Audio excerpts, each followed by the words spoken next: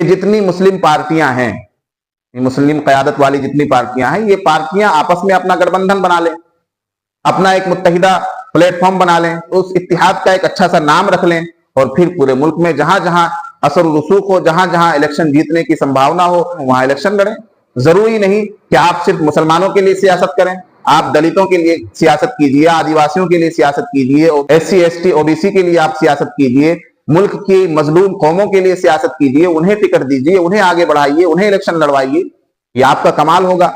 तो ऐसा कीजिए, ये अपना एक इत्तिहाद और गठबंधन बनाइए। आप क्यों चक्कर में रहते हैं कि RJD आएगी हमें गठबंधन मिलेगी, और सपा आएगी हमें गठबंधन मिलेगी, फुला पार्टी आएगी हमें गठबंधन मिलेगी। भाड़ में जाइए पार्टियां, आप अपना इत्तिहाद कायम कीजिए, आप अपना इत्तिहाद बनाइए। नाम हमने इत्तिहादुल मुस्लिमीन रख लिया, और मुसलमानों की बात करने वाली, मुसलमानों की हमदर्द जो दूसरी पार्टियां हैं, उनके साथ हम मिलजुल कर काम करना नहीं चाहते।